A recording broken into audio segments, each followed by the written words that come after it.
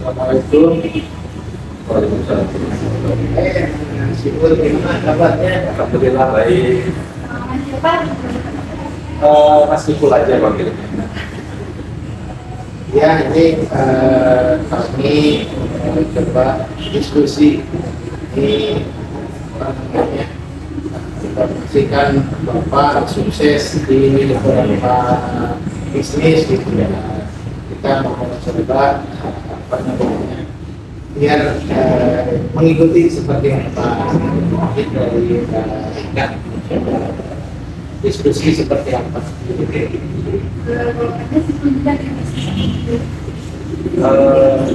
Kalau saya awalnya peternakan lagi. Jadi ekspansinya awalnya di ekspansinya itu jadi seller di cuman setelah berkembang kita coba bisnis lain. Jadi ada beberapa lini bisnis yang kita jalani sekarang. Oh, ini kenapa memilih bisnis? Karena aku lihat sih belum banyak pemainnya ya, belum banyak yang main di situ lah sekarang kayak gitu.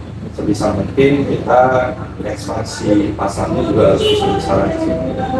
Karena tim kita juga banyak anak mudanya, milenial Gen Z ya. Makanya lebih bisa membaur dengan ruang-ruang di sekitarnya juga. Jadi lebih mudah lah dijual. Awalnya tadi kan bilang awalnya ada seller ya. Terus tertarik langsung ke peternakannya sendiri itu seperti apa asal mulanya gitu? Apakah dari suplai barang yang kurang atau seperti apa gitu kan? Ada yang langsung kita produksi sendiri seperti itu. Kalau dari madu sendiri sebenarnya awal dari kita ambil dari orang, kita ikutin step by stepnya mereka produksi madunya seperti apa, kita hitung HDP-nya masih masuk, akhirnya kita beranikan diri pinjam satu lahan, waktu itu satu lahan untuk mengembangkan bisnis sendiri. Karena aku lihat sih sebelum aku launching produk biasanya, sebelum launching produk itu aku bless untuk status semua dari media sosial, semua media sosial meskipun barangnya belum ada. Jadi itu namanya boost marketing ya. Jadi kita upload dulu barangnya meskipun belum ada. Tapi kalau barangnya ada sudah banyak yang ada. Dari kalau hitungan KPP gitu kan, dari reseller menjadi produsen itu kan perlu modal yang cukup besar gitu kan. Kalau reseller itu kan hanya kalau datang seperti itu terjual ada store atau seperti itu.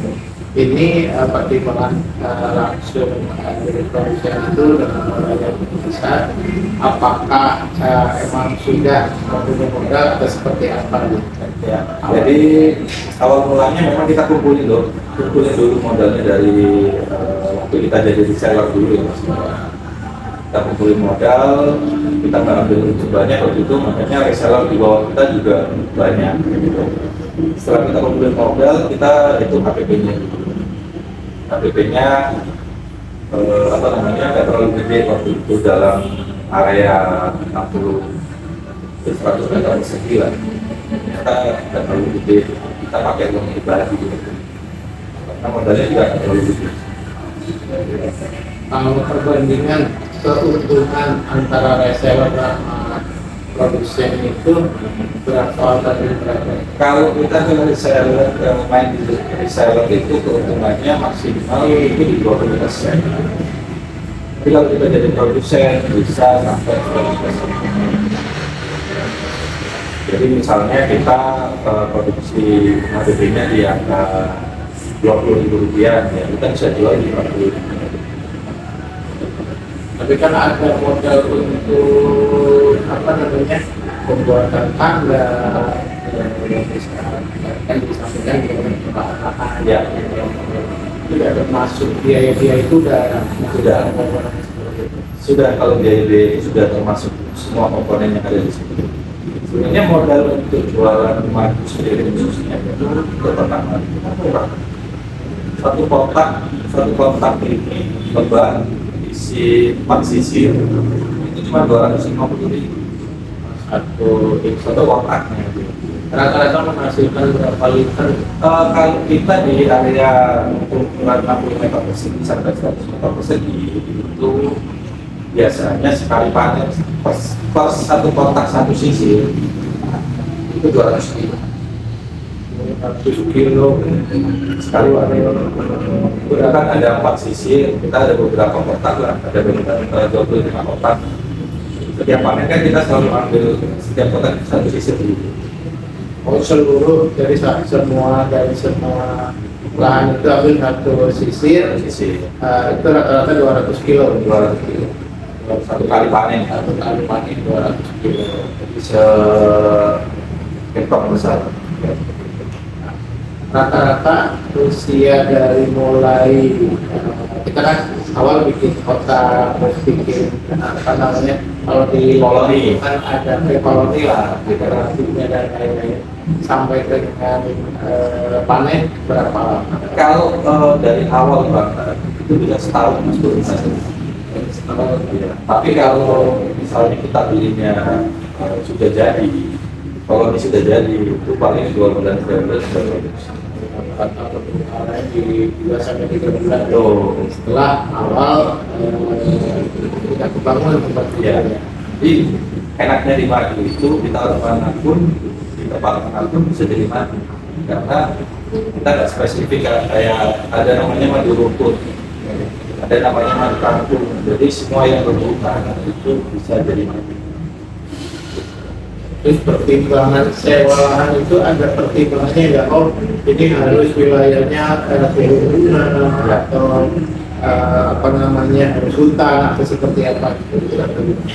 Selama ini madu yang paling mahal kan madu randu. Kalau madu ternak ya, madu ternak yang paling mahal itu madu randu. Beda itu dari apa berapa? Beda. Jadi bedanya gini. Kalau madu randu ini kan madu memang madu ternak paling premium, paling mahal. Jadi kita harus bisa baca untuk randu ini tumbuhnya di mana. Terus perhubungannya itu berapa bulan sekali. Jadi dia tergantung tempat. Di dalam penyewaan lahan mereka pertimbangan sampai ke situ. Terus lahan yang apa namanya yang mau disewa itu apakah udah sampai sekarang 2 bulan sekarang panen, terus nanti musim apa pindah lagi dan ada planning atau kerjasama? Kalau di awal-awal kita mapping dulu. Kalau sudah berjalan ini, kita sudah tahu nanti yang bulan depan ini akan jalan di mana, ada marganya di mana. Jadi pada awal memang mapping dulu. Selama ini kan apa namanya, selama jadi reseller itu kan udah punya pasar sendiri. Ya. Setelah terjun ke produksi sendiri, apakah masih mengembangkan pasar atau mengandalkan seller-seller di bawah? Kalau sekarang kita lebih bergantung pada reseller sih. Karena apa? Karena kita jualnya kan madu mentah tanpa label. Meskipun banyak produksi madu dengan label yang berbeda, itu ujungnya pasti di satu peternak aja. Kita jualnya tanpa label, mereka label sendiri, cuma butuh untuk izin yang ke puskesmas itu dari PIR itu untuk modal jualannya sendiri. Setiap reseller itu harus punya izin yang untuk izin edar ya mungkin ya. Ini ada PIRT. Terus pasarnya sendiri yang sudah terjual nih di Indonesia atau wilayah mana aja nih, apakah seluruh Indonesia atau mana yang udah bisa? Pasar terbesar kita di Jawa Timur ya. Nah, kita ada di Surabaya. Jadi pasar terbesar kita di Jawa Timur. Tapi kalau produk kita sudah menyebar sampai Papua, Makassar, Sulawesi, Kalimantan, Sumatera, sama Malaysia. harus sampai luar negeri juga ya. Jadi apakah jaringan itu dari rekanan bisnis atau dari teman-teman lain itu bisa kan tadi Bapak posisi di Jawa Timur nih di Surabaya ya. Surabaya itu bisa dijarin apa namanya sampai ke Jawa, Kalimantan, Sumatera bahkan ekspor seperti itu. Apakah dengan menggunakan media atau emang ada jaringan di wilayah-wilayah tersebut? Kalau di awal untuk ekspansinya, kalau di awal kita mengandalkan untuk teman, kerabat, saudara, itu semua yang kita apa namanya, andalkan untuk ekspansi. Tapi setelah berkembang, ya kita pakai Facebook Ads, kayak gitu lah. Kita pakai itu, kita pakai iklan. Jadi biar saudaranya rata. Dan enaknya kalau kita main di madu kan tidak ada expired date-nya. Jadi tidak ada. Jadi meskipun madu itu sampai kiamat jarang rusak. Terus gini, Pak, kalau madu itu kan si lebahnya itu ngambil dari minyak. Ya. Kalau musim kemarau nggak ada seperti itu, ngasih makannya seperti apa? Apakah ada trik apa seperti apa biar tetap secara produksi kan tetap harus yang bentar ya. Jadi kita kan nggak mau kehilangan koloni yang sudah jadi. Kalau kemarau, nah ini yang banyak persepsi salah di masyarakat sebenarnya. Kalau kemarau, ada madu itu kalau madu ternak itu kebanyakan dimakanin gula, dikasih makan gula, ini sebenarnya salah. Kalau dimakanin gula, gulanya lebih mahal daripada madu kan gitu. Nah, gula itu, gula cair khususnya itu dipakai ketika kita sudah tidak produksi madu, tapi ingin mempertahankan koloni. Biar tetap hidup, kita kasih tetesan air gula di sini.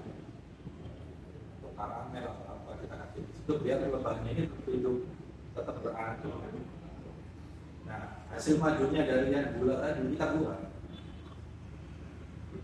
Jadi di musim kemarau kita tetap kasih makan yang mereka, entah itu gula, entah itu sirup yang expired atau apa, itu tetap kita pakai.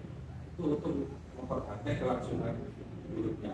Soalnya kalau satu kotak ini habis koloninya setahun kita bisa produksi. Udah diperhitungkan untuk ruginya juga. Iya, harus lah. Kan rata-rata yang udah berjalan nih, dalam 1 tahun itu terjadi musim kita mempertahankan koloni itu sampai berapa kali ya? Kalau dalam 1 tahun itu biasanya 2 kali periode. 2 kali periode untuk mempertahankan koloni itu. Sebenarnya kemarau sama hujan itu sama-sama berisiko. Kalau hujan itu resikonya adalah kalau kita panen waktu hujan, kita kadar airnya. Nah, kalau kadar airnya tinggi, ya biasanya banyak masyarakat kita yang akan ngetes madunya taruh di kulkas, beku atau enggak, terus ditaruh di tisu, bisa tembus atau enggak. Kalau tembus katanya palsu, padahal itu nggak menjamin keaslian madu. Kalau kita panennya waktu habis hujan, itu pasti kadar air tinggi. Di kulkas pun itu terlalu. Terus yang apa? Mungkin kalau madu itu asli kan? Langsung ke petang, langsung ke panen. Itu yang paling oke sih. Jadi selama itu dibakar atau apa, tergantung apa namanya, tergantung persepsi masing-masing gitu. Karena kalau kita sebagai pelaku usaha madu khususnya pasti tidak tahu lah cara membedakan madu yang asli sama madu yang palsu.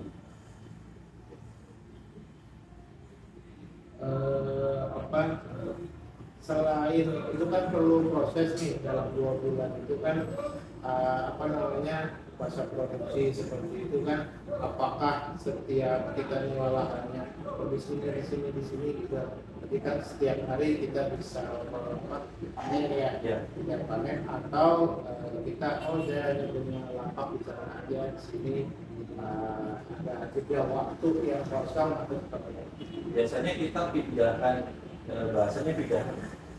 Kita pindahan itu per 3 bulan. Nah, jadi satu lokasi kayak gini nih, bisa satu lokasi sudah ramai bunga, kita pindah semua ke lokasi yang berbunga lain, dan maksudnya mangga atau apa atau apa. Jadi per 3 bulan atau kalau nggak nanti 3 bulan, kalau bunganya sudah agak redup, agak sedikit itu kita pindah. Jadi gini, apakah punya beberapa area? Oh iya, iya. Jadi tiap hari itu bisa bertanya itu. Kalau sekarang kita ada total 73 area. Total 73 area yang tersebar di produksi utama kita di Mojokerto, Mojosari, dan sekitar dari Probolinggo juga. Jadi kita sebar. Kalau untuk satu tempat lah, satu wilayah itu perlu karyawan berapa banyak? Atau pengelolanya seperti apa? Kalau yang untuk ngecek aja sih tiap harinya itu paling cuma satu area itu 2 orang. Tapi kalau panen satu area itu bisa sampai 15 orang. Kalau panen. Tapi dari wilayah ini panen dari beberapa titik. Itu karena tiap hari nggak tiap hari tiap minggu lah kita ada jadwal panen. Selain di peternakan lebah untuk mengambil seperti itu, apakah ada usaha lain gitu kan? Tapi kan namanya bisnis itu kan pasti punya ekspansi, terus punya inovasi dan lain-lain seperti itu. Kalau kita ada tadi ada beberapa lini usaha yang kita jalankan. Salah satunya bisnis madu tadi, peternakan madu sama kambing. Jadi kalau kambing memang ini agak baru sih, memang kita agak baru 3 tahun ini. Dan alhamdulillah sampai sekarang seperti ini. Lokasinya juga berdekatan sama madu atau gimana dia? Biasanya kalau oh ya, dia adalah peternakan di sini dia. Kalau kambingnya agak jauh sih memang di Malang masih di Malang, karena kalau kambing kita prioritaskan ke tempat-tempat dingin biar ini lemaknya nggak cepat menyusut. Enggak, cuma peternakan. Jadi kita ada pengemukan, ada ya kalau bahasanya event tahunannya ya dibilangkan dari sini. Kita sering juga bawa dari Bandung ke Surabaya, ke Malang gitu kan. Udah berapa banyak? Kalau kita kan kambingnya keluar masuk juga sebenarnya. Jadi paling yang kita stay di situ, kalau kandang kita kan muat untuk 2.000 ekor kandang. Tapi kalau untuk kambingnya pasti keluar masuk, tapi kita jual beli kambing. Kami sekarang tinggal 200-300 aja. Iya, itu yang dari pasar lima. Kalau mau cari itu ya pasti juga. Ya sih, pasti kan dari itu kan ada yang disasar gitu ya. Untuk perputarannya sendiri itu kan otomatis kan bikin setiap hari atau 2 hari sekali itu kan kita bisa itu pasarnya kalau yang jadi kita bagi sih sebenarnya lini usaha kita juga ada yang untuk penghasilan harian, ada yang untuk penghasilan mingguan, ada yang untuk bulanan, ada yang untuk hari. Kalau kambing ini kebetulan per periode sebenarnya per 3 bulan. Per 3 bulan, karena kalau pembentukan kambing itu maksimal di 3 bulan. Kalau kurang dari itu bobotnya akan susul, yang bisa kita jual daging. Kalau lebih dari itu kita lebih dipakan. Karena pakan kita nggak cuma untuk cuma daun, tapi ada kulit taringnya kedelai, ya, kulit taringnya daging. Ya. untuk pakannya sendiri itu kan kalau bahasa itu kan dari rumput seperti itu dengan jumlah banyak kayak itu kan possible ya. Jadi kan harus kerjasama dengan perkebunan Iya. apa atau seperti apa yang menjadi jalankan pengembangan.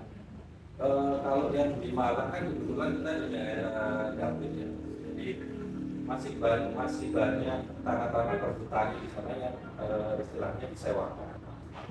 Jadi kita sewa 1 hektar lahan itu khusus untuk pakan peternakan kita sewa nih ke perhutani. Jadi sewa produktifnya aja. Cuman kalau ke perhutani itu kan nggak boleh, pokoknya nggak boleh ditebang. Tapi lahan di situ boleh dipakai. Jadi kita tanami di situ, kita nanti untuk yang khusus buat pakan kami kita ambil makanya dari situ. Kita 1 hektar ada lahan atau 3 hektar. Khusus untuk kambing itu ya, Khusus untuk kami aja. tapi kan nggak saya nih, misalnya kali saya sampaikan ada ternak lebah sama kambing, apakah nggak ada kepikiran di situ untuk bikin ternak lebah juga? Kalau bisa juga bisa di situ. Cuma tim kita kan terbagi ya Mas ya. Jadi expertnya yang expert lebah ini kebanyakan domisilinya di Mojokerto. Jadi kalau misalnya ditarik ke Malang kasihan juga. Bisa sih transfer ilmu juga bisa, cuman kayaknya kita cari aman dulu lah. Biar konsentrasi juga dan bagi-bagi.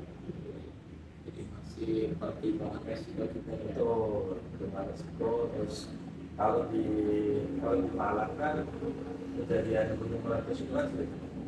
Jadi abunya itu akan mempengaruhi kualitas mandinya. Jadi tempat sangat berpengaruh banget ya. Itu kalau madu kita harus cari tempat sepanas-panasnya sebenarnya. Bukan dingin justru harus panas ya. Harus panas karena apa? Biar kadar airnya nanti. Jadi madu kita kental. Kalau yang tadi disampaikan, kalau di musim hujan itu pada airnya tinggi itu masuk kulkas kuku dan lain-lain Iya, gitu ya. jadi dikira palsu kalau yang Kalau dari yang kambing, mana bagusnya apa? Selama 3 tahun ini ada wabah penyakit kambingnya atau ada orang yang tahun kemarin ya khususnya ya yang tidak nurut itu, tapi bukan karena bukan karena wabahnya sih sebenarnya, karena permintaan berkurang. Kambing kan jadi berhenti di kandang semuanya nih, jadi kandangnya terus sesak aja. Itu yang bikin kematian. jadi kematiannya banyak? 13 yang paling rekor sih 13 ekor langsung. Jadi ya memang resiko. Alhamdulillah kalau untuk wabah kita aman. Tapi efek karena wabahnya itu nanti, jadi kita nggak bisa jualan, pasar hewan juga tutup dan lain-lain, kita nggak bisa lempar. Karena populasinya menurun. Kalau hari mati rata-rata omset yang didapat per bulan itu sampai berapa juta? Kalau omset per bulan itu total kemarin yang terendah sih di angka 400 juta. Kalau yang tertingginya itu waktu COVID itu nyentuhnya bisa sampai 1,3 Jadi ya. Karena COVID kan banyak yang butuh vitamin dan lain-lain. terus COVID itu berkah juga ya. Berkah buat kita banget berkah. Ini kan apa namanya banyak waduh COVID gini Iya. ternyata dari beberapa sisi justru melahirkan perusahaan dan Ya lain-lain. betul. Jadi lebih kreatif kan. Gimana caranya bisa kerja dari rumah. Ya. Itu misalnya kita masih banyak. Terus dengan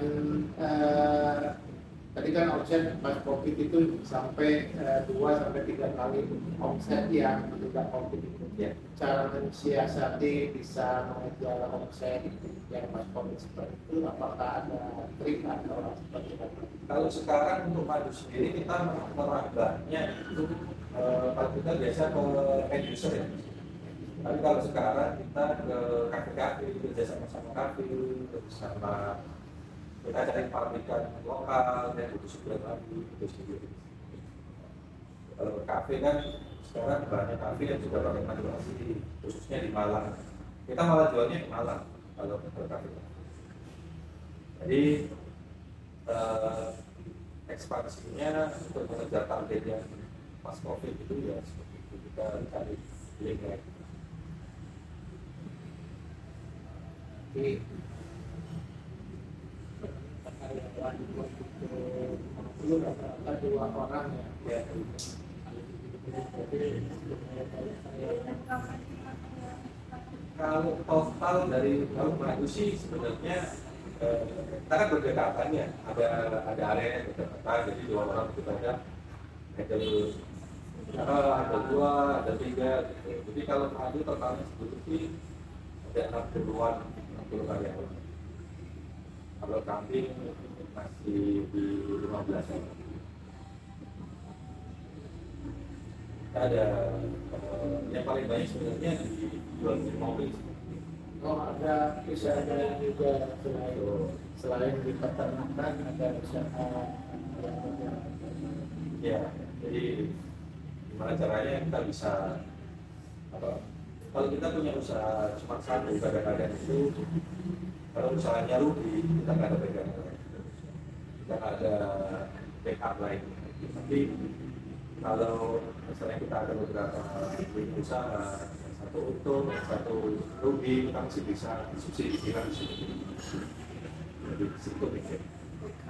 Iya. tapi lebih inovatif ya. Betul, kalau kata orang-orang dulu kan bahasa Jawanya kan ditelateni dulu satu gitu, tapi kita kan nggak bisa, zamannya sudah berubah. Sekarang udah ada digitalisasi dan lain-lain seperti itu. Kenapa nggak berusaha membangun dan kami kalau misalkan masih begitu besar berarti nggak terus dari awal lagi. Ya karena masing-masing itu sudah ada timnya juga. Kalau kita cuma pencetus saja, kita cuma pencetus modal, lebih ke mengarahkan, cuma timnya sudah kita siapkan dulu. Ketika ada seberapa trainingnya juga kita training sendiri. Kalau tadi yang beli kendaraan ya, itu semua kendaraan ya. Semua kendaraan, kecuali motor. Kecuali motor. Terus karyawan juga kan? Iya. Oh gitu.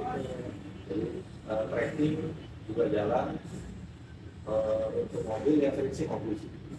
Marketing kita yang bagus. Kita kerjasama sama beberapa. Kita nggak ada showroom. Nggak ada showroom. Kita kerjasama sama beberapa showroom. Jadi kita titipkan. Kita nggak kena biaya sewa. Sewa tempat showroomnya gede, maintenance kita nggak. Ya. Lebih hebat ya. Banyak inovasi yang dilakukan menghadapi apa sih alam sekarang ya. Iya. Bisnis sekarang itu kita nggak bisa fokus satu bisnis. Kan tadi disampaikan resiko ini rugi kalau satu jenis Ya. tidak beberapa usaha yang dijalankan bisa saling Bersinergi. salah satu apa namanya masukan buat kami yang masih apa namanya taraf pembelajaran juga banyak ilmu yang kita dapat kita tidak melulu harus kita kerja keluar di situ bisa kita sambil apa namanya mengerjakan yang lain kita bisa tetap berjalan di bisnis itu sendiri. Tapi mungkin itu juga bisa di situ juga. Bisa. Kalau misalnya di rumah Pak udah bilang nggak bisa, itu berarti yang perlu diperbaiki sebenarnya mentalnya. Karena kalau usaha tak tertentu ya jangan usaha. Karena kita kemarin juga bisa ditanya, karena kita ada beberapa lini spesialisan untuk itu, jadi nggak seberapa kerasa. Kenapa pernah sudah jarang dari bisnis? Ada yang bikin turun. Pernah Sebenarnya kegagalannya sih kebanyakan dari pihak eksternal ya, bukan internal dari itu. Kalau yang saya rasakan, contoh kayak uang dibawa lari sama teman itu sendiri. Jadi kita ditipu, itu kayak gitu sih. Kalau misal dari internal sendiri sih hampir nggak ada sih. Paling cuman waktu pertama kali COVID itu yang jadi perhatian utama sih. Karena semua bisnisnya lagi drop. Kita kan ada organizer juga, cuman masuknya ke promotor. Dan apa satu lagi? Ya dari dulu kami jadi kendaraan sekarang jadi tipe. Oh iya, kalau itu saya dari kuliah sudah jalan. Dulu ikut orang dulu, kita belajar gimana caranya, ada modal kita bikin sendiri. Tapi lebih ke promotor sih. Promotor itu bikin acara sendiri, kayak konser musik, nanti hasilnya dari tiket, dari sponsor.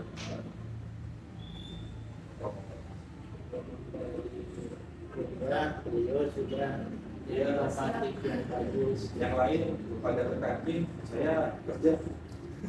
Saya kerja. Karena orang tua saya orang ya biasa sih, maksudnya orang ini juga biasa dari yang uang banget. Jadi mau nggak mau untuk uang jajan, berapa kita harus cari semangat.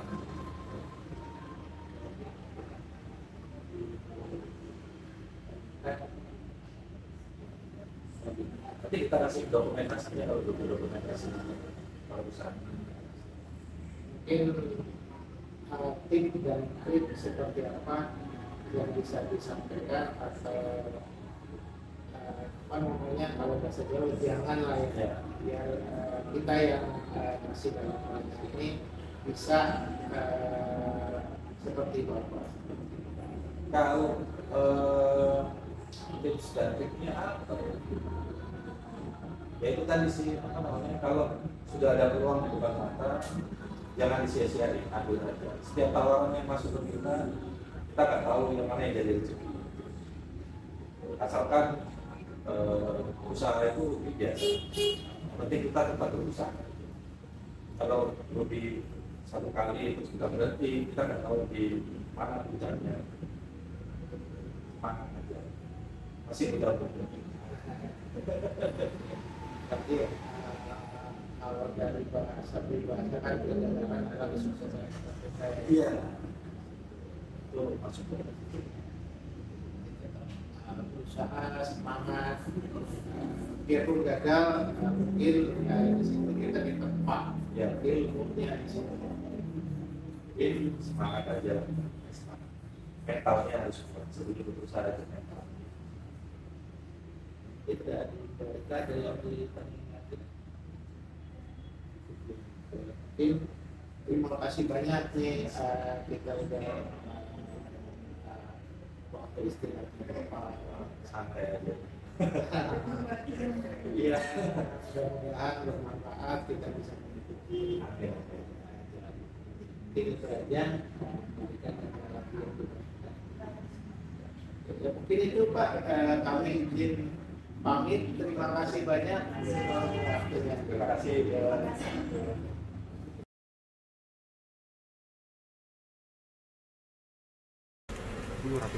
Ini ratu lebah Panjang, guys, agak besar.